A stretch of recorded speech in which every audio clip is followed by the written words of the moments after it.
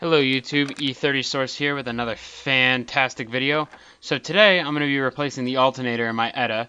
I just bought this battery for it and go to start up the car the other day and it's completely dead. Not only that, but the alternator also would make a very loud squealing noise when the car is running and starting. Here I hop in the car, there's no power to anything, and the battery was, getting charged up by the alternator a couple days ago. So it's definitely not a battery issue. Not only that, but the little oil light illuminates when I go to crank it, and of course I get no response from the cranking of it. So today I'm going to be replacing the alternator.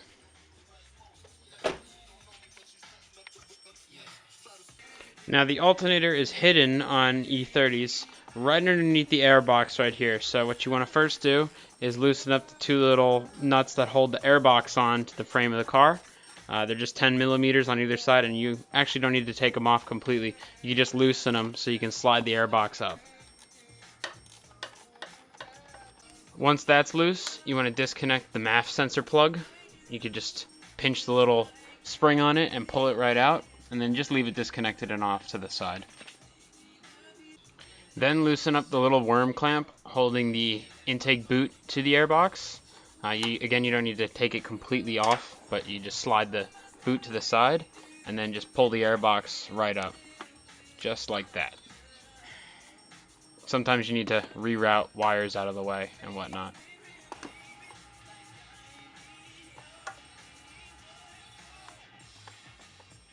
And on the topic of wires, there's actually another plug on the bottom of that airbox. I believe that's specific for ETAs only. So here hides the alternator right down in there. I'm going to lift up the camera right there. And that's been the issue of my charging system. So while the alternator is sitting in this position, the best thing to do would be to take the wires off the backside first. One's a 10 millimeter and one's an 8 millimeter. I'll show you what they look like in the next frame. So here is my replacement alternator here. It's a used one. I got it from a friend of mine, so I'm not going to complain. But there are the two nuts. They're an 8 and a 10. In this case, every manufacturer, though, may change the size. Just try out a couple different sizes before. And there are the two studs in the back. Make sure they are free of rust or else the battery won't charge properly. So back to the alternator in the engine. First, what you want to remove, or at least loosen, is that 13 millimeter on the back side there, along with the 19 millimeter in the front. It's a toothed adjustment for the belt, so make sure you don't strip out those teeth. Just loosen the 13 millimeter first. As you just saw, I took that piece completely out, the bolt as well as the mounting adjustment bracket for it. And then what you want to do, and it's a little hard to explain here, but get underneath the car and take off the air conditioning belt, the power steering belt, and then behind that is the alternator belt, which is the last belt. Unfortunately, BMW put it this way, and in my timing belt video, I do a much better job of explaining that, so refer to that video if you want to see how to take off those bolts.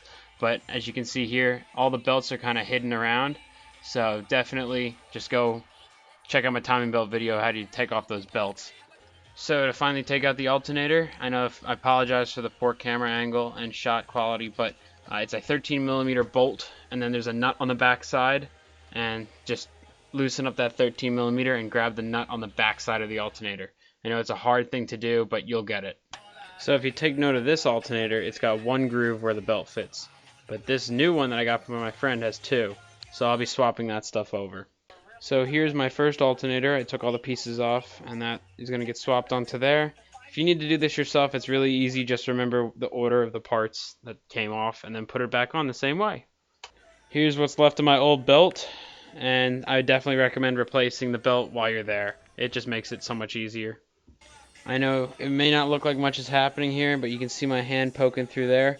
And what I did was just preset my alternator belt, wrapped it around everything else, so then when I put the alternator on, I could just slide the belt on and then tension the alternator, and it's good to go. It makes it just a little bit easier. You don't have to do that, but I'd highly recommend it. It makes life so much easier. Then I just plopped in the alternator, put it through that bottom bolt, and just snugged it. I didn't tighten it yet, but I'm going to show you a little thing with setting tension on the belts. So this is way too loose and way too floppy, you can see there. But then take your wrench and make sure not to strip out the teeth on that adjustment, or else you'll never be able to adjust your belt. but you just turn it just a little bit by hand, and eventually, it takes me a second, you'll have the proper tension set. See, again, way too loose, way too much play. So take the wrench again and just kind of adjust it. You'll know when you have a proper tension where the belt won't fall off, but it's not too tight that it's pinching the belt, or it will bind and crack quicker.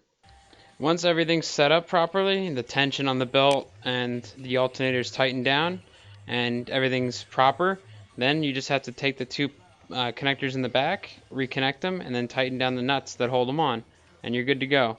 Make sure that there's no rust on those connectors, or else it won't conduct electricity and it won't charge your battery.